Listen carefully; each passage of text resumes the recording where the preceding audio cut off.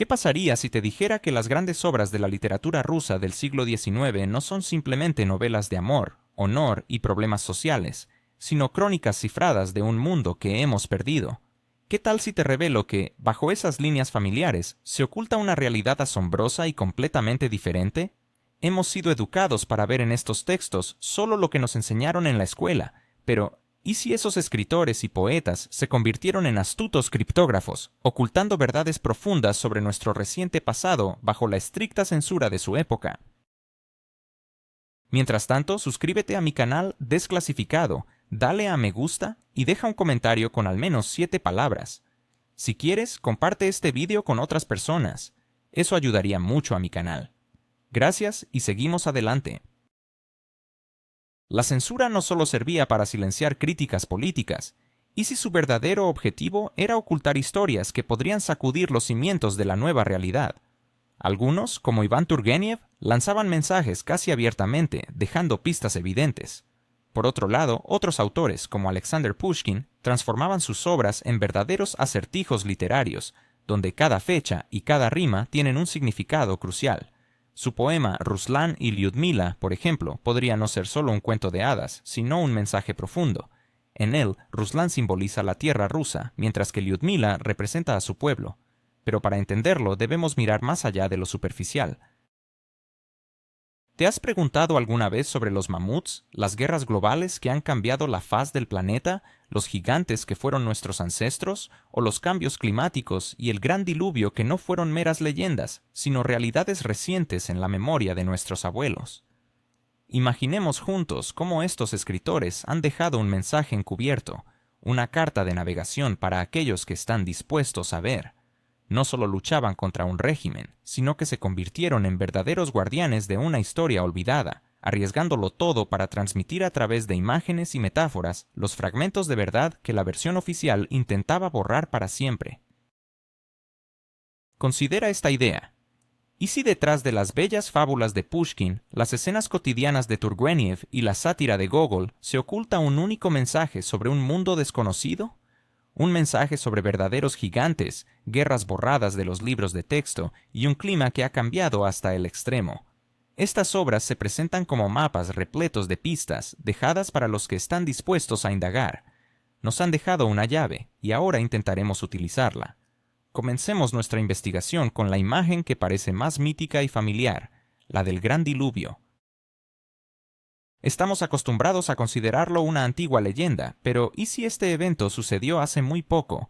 Consideremos el relato de Iván Goncharov en su novela El Desfiladero, escrita en 1869. En una de las escenas, el protagonista, Boris Raisky, menciona con risa un antiguo libro de su abuela llamándolo una obra de antes del diluvio. Este comentario suena a simple ironía, ¿no es así? Pero escucha la respuesta de su abuela, una mujer cuya juventud coincidió con el inicio del siglo XIX. En lugar de reírse, ella responde con un ligero tono de irritación. Tú naciste después del diluvio y escribe tus dramas y novelas, pero no nos molestes. Reflexiona un instante sobre la gravedad de estas palabras. No es solo un juego de palabras, sino una clara división entre generaciones. Hay quienes recuerdan el mundo antes de la catástrofe y quienes, como su nieto, nacieron después. Goncharov no aclara si la abuela fue testigo directo o si escuchó de sus padres sobre este evento, pero eso no es lo importante. Lo fundamental es que para su generación el diluvio no era una leyenda abstracta, sino una catástrofe reciente, cuya huella todavía permanece en la memoria de los mayores.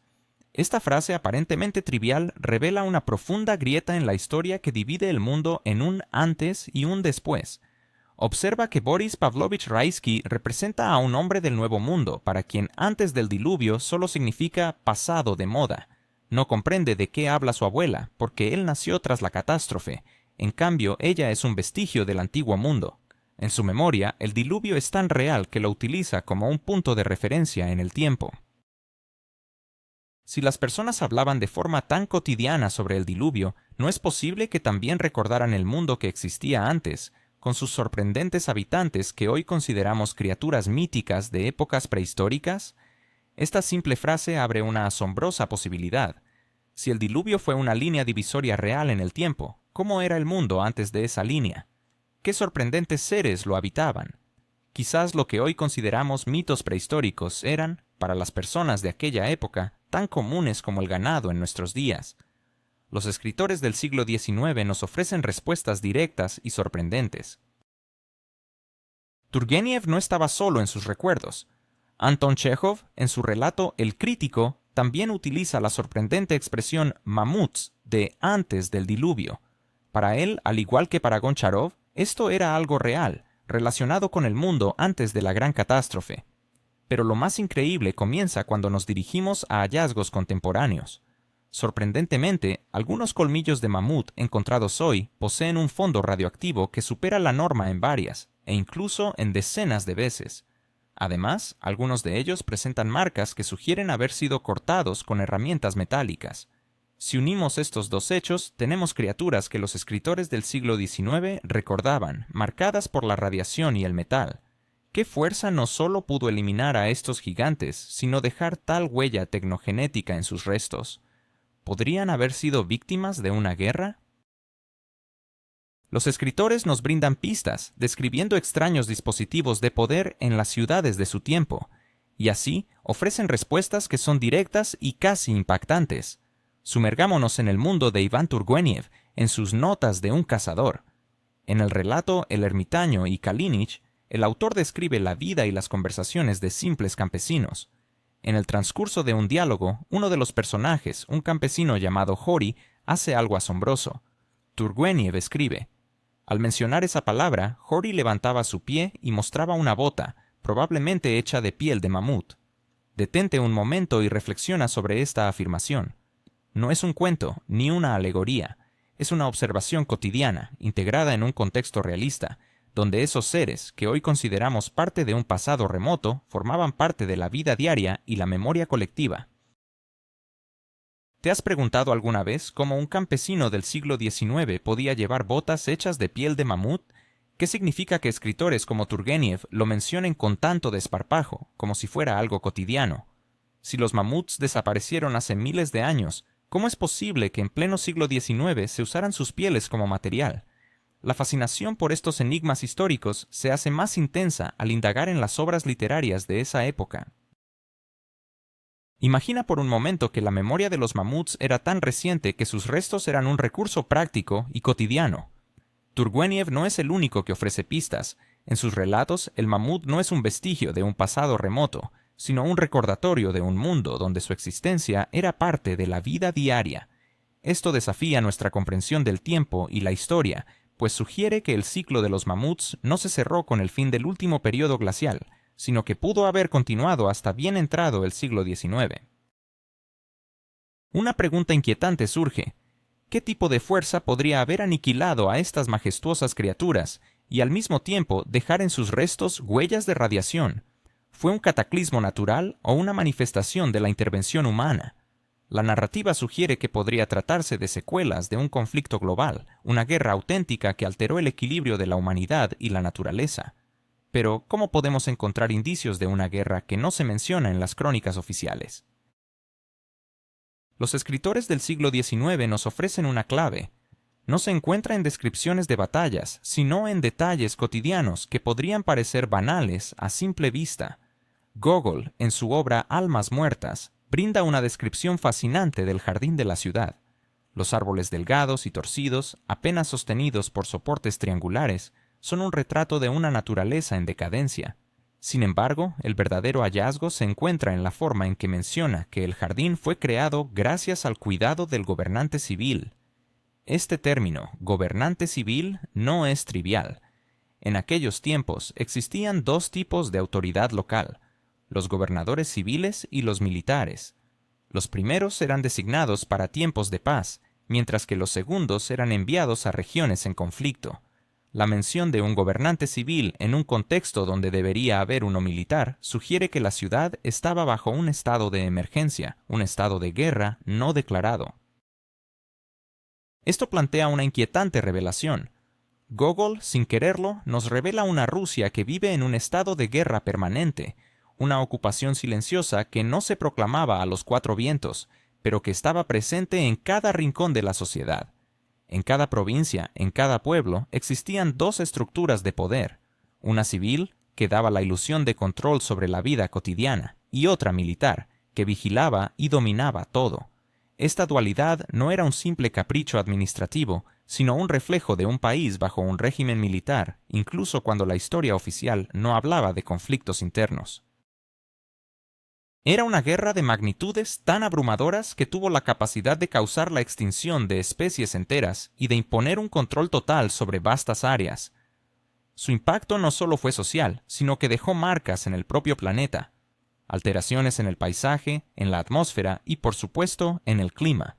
Reflexionemos sobre lo que los escritores nos dicen acerca del tiempo en esa era. La guerra, de tal envergadura, no podría haber dejado al mundo sin modificaciones. Sería incapaz de no marcar su huella en la memoria colectiva y en el entorno físico. Tomemos, por ejemplo, un relato de Turgenev titulado Notas de un cazador, donde describe la vida de un terrateniente de Kaluga que enviaba melocotones ácidos como regalo. Piensa en esto, melocotones en Kaluga. ¿Quién de los actuales habitantes de la Rusia central podría presumir de cultivarlos en su jardín? Este detalle no es trivial. Simboliza un clima cálido y benigno que una vez existió. Pero, ¿qué ocurrió después de esa gran glaciación? Turgenev, en otra obra llamada Dos terratenientes, menciona a un personaje que llevaba un ligero caftán de seda en invierno y verano. Solo en un escenario donde los inviernos eran tan suaves que no requerían abrigos pesados podría ocurrir esto. Este retrato evoca la memoria viva de un mundo anterior, uno donde el frío extremo aún no había tomado control. Sin embargo, otros personajes ya deben enfrentarse a un nuevo frío, llevando gorros de invierno en pleno verano. Estas contradicciones reflejan una época de transformación abrupta, un mundo en el que las costumbres y ropas se ven atrapadas entre dos eras, entre un paraíso perdido y el advenimiento de un periodo glacial. Las evidencias no se limitan a la vestimenta, también hay artefactos materiales que ayudan a contar esta historia. Consideremos, por ejemplo, una medalla acuñada en honor a la victoria sobre los prusianos. En ella vemos imágenes de guerreros triunfantes y sus enemigos derrotados, todos vistiendo ligeras túnicas. Esta representación parece discordar tanto con la vestimenta militar de la época como con nuestra concepción del clima severo del norte de Europa. Los escépticos podrían argumentar que es solo una alegoría, un guiño a la moda clásica, pero si consideramos que podría ser una representación fidedigna de la realidad, nos enfrentamos a una visión de seres humanos que habitaban un clima que no solo era diferente, sino que hemos perdido por completo. La cultura de entonces, rica en calidez, tiene vestigios que se manifiestan incluso en los campos de Rusia, donde se encuentran estatuas de diosas mitológicas en los cementerios rurales. Es como si estuviéramos hablando de una civilización radicalmente distinta. ¿Y quiénes eran sus habitantes? Según las pistas que nos dejaron los escritores, eran físicamente diferentes a nosotros. Esta diferencia no es trivial, y no se limita a elementos superficiales, sino que se extiende incluso al crecimiento. En su relato El Burmister, Turgenev menciona a un hijo de un anciano comunero, describiéndolo como robusto. ¿Alguna vez te has preguntado qué tan altos eran realmente los personajes de la literatura rusa? ¿Te imaginas a un niño recién nacido midiendo 71 centímetros, cuando hoy en día la norma es de unos 50? ¿O a hombres de 2 metros y 48 centímetros que parecían gigantes en su tiempo? Este es un aspecto fascinante que exploramos a partir de las obras de grandes nombres como Alexander Pushkin e Ivan Turgenev. La historia que nos cuentan va mucho más allá de las páginas de sus relatos. Cuando leemos descripciones como un hombre pelirrojo de 2 metros y 48 centímetros, a menudo pasamos por alto el significado de estas medidas. La Cosmic Sacha, que se refiere a esta antigua unidad de medida rusa, no es simplemente una cifra. Son 2 metros y 48 centímetros, casi 2 metros y medio. Este no es solo un alto individuo, es un verdadero gigante, una figura que se presenta como parte natural del paisaje rural. Pero no es un caso aislado. En otra narración, encontramos a un personaje que mide 3 arshines, que equivale a 2 metros y 13 centímetros. Estos datos nos llevan a cuestionar cuán diferentes eran las normas biológicas de entonces en comparación con las nuestras. El testimonio más sorprendente que nos dejó Alexander Sergeyevich Pushkin se encuentra en su famoso cuento El cuento del rey Saltán. Recordemos las líneas sobre el nacimiento del príncipe Gvidón. Dios les dio un hijo de un arshin, que se traduce a 71 centímetros. Esto es notable, especialmente cuando consideramos que hoy en día el promedio del tamaño de un recién nacido ronda los 50 centímetros. Un bebé que mida 71 centímetros exigiría a una madre de mayor estatura que la norma actual. Pushkin, bajo el disfraz de un cuento infantil, nos está revelando las normas biológicas de una humanidad de gigantes. Tomemos un momento para imaginar estas cifras en nuestro lenguaje contemporáneo. 2 metros y 48 centímetros, 2 metros y 13 centímetros. Estas alturas no son simplemente excepcionales hoy en día, representan un tipo antropológico completamente diferente. Junto a ellos, una persona moderna parecería casi un adolescente. Estas impresionantes estadísticas palidecen en comparación con la descripción de un recién nacido de 71 centímetros, una cifra que hoy consideramos casi irreal. Se plantea entonces la pregunta: ¿qué pasó con esta civilización de altos y fuertes individuos que habitaban un mundo casi paradisíaco? Aparentemente, los vestigios de su alta cultura no han desaparecido por completo. Los clásicos sugieren que aún existen, escondidos en los rincones desordenados de las casas de nobles rusos. Sin embargo, no se han descubierto sin dificultades, como si estuvieran esperando a ser revelados. Recientemente, en mi canal Desclasificado, hemos explorado el caos que puede encontrarse en la habitación de uno de los personajes más icónicos de la literatura rusa, Evgeny Bazarov, de la novela Padres e hijos de Turgenev. Turgenev describe un desorden familiar con libros, cajas, trofeos de aves y frascos. Y entre todo esto hay una máquina eléctrica rota. ¿Qué significa esto? No es simplemente un objeto nuevo para experimentos científicos. Es un vestigio del pasado, un relicario de una civilización perdida que ya nadie sabe cómo reparar. Todo lo que queda es un enigma olvidado. Este fenómeno no es accidental ni un capricho de Turgenev. En otra obra, Ruskiche, escrita por Mikhail Zagoskin, encontramos un ambiente similar. Describe interiores adornados con armas antiguas, armaduras y lanzas, donde también aparece una gran máquina eléctrica, destacando entre el resto. Dos autores, en diferentes épocas, reflejan la misma realidad. En las casas de la nobleza rusa, estos extraños dispositivos coexisten con objetos cotidianos y antiguas armas.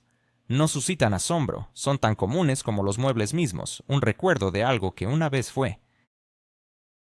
Ahora, uniendo todas estas piezas, se revela algo asombroso. Estas máquinas eléctricas no son meros elementos decorativos, son las pinceladas finales que completan el retrato de un mundo perdido. Lo que emerge es la imagen de una civilización avanzada, habitada por gigantes donde un crecimiento de 2,5 metros era la norma. Estos seres vivieron en un clima cálido y fértil, donde los duraznos podían crecer sin problemas. Tenían acceso a tecnologías que apenas comenzamos a redescubrir. Sin embargo, esta civilización fue devastada por un cataclismo global. Una guerra tan destructiva que aniquiló especies enteras, dejando marcas de radiación en sus restos. Esta guerra, a su vez, provocó un cataclismo que fue recordado en la memoria colectiva como un diluvio, alterando drásticamente el clima y transformando un paraíso en una tierra fría y dura. La civilización avanzada fue destruida, las ciudades quedaron en ruinas y las personas comenzaron a encogerse. El conocimiento se perdió y los vestigios de esta antigua tecnología, esas máquinas eléctricas cubiertas de polvo en las mansiones de los nobles, se convirtieron en silenciosos testigos de un pasado grandioso. Con esta imagen completa surge el último y más crucial interrogante.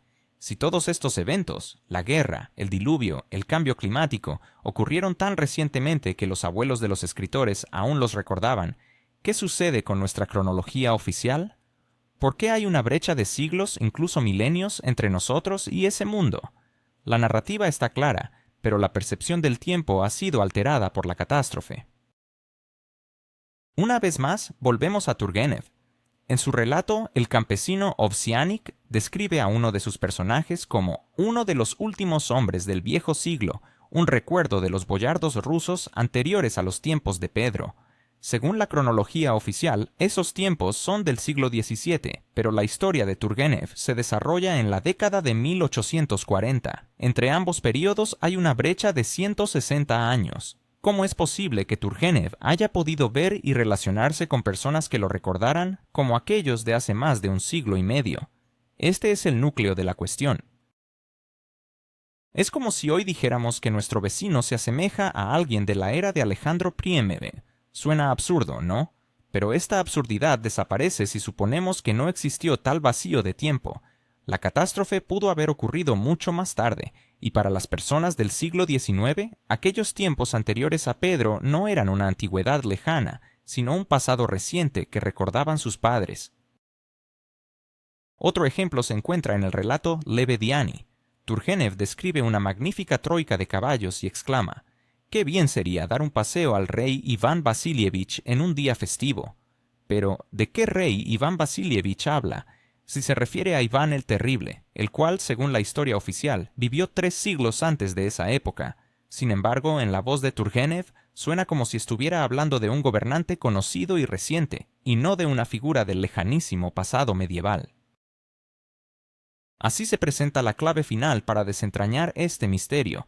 La catástrofe global ha creado un desplazamiento en la percepción del tiempo.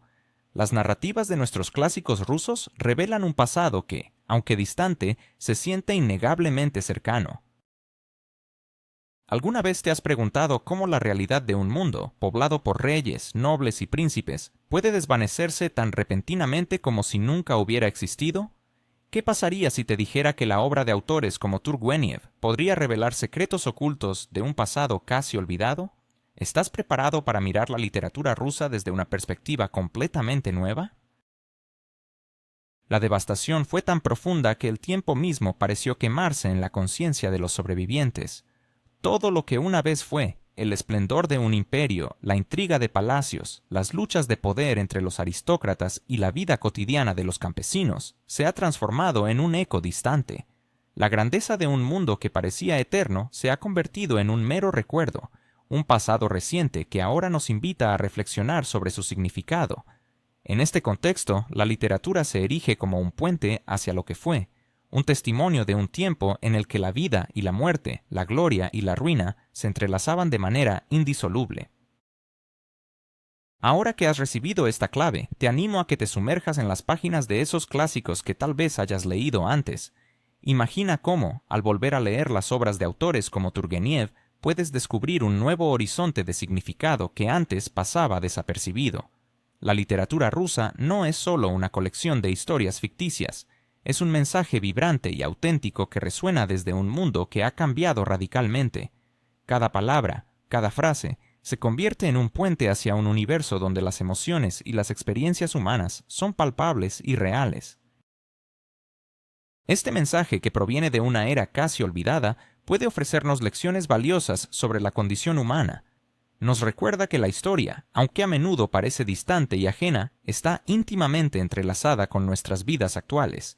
Cada personaje creado por estos genios literarios lleva consigo las pasiones y conflictos de un tiempo que, aunque ya no existe, sigue vivo en nuestra memoria cultural. Al redescubrir estos textos, abrimos la puerta a un diálogo con el pasado, permitiendo que la sabiduría de generaciones anteriores ilumine nuestro presente.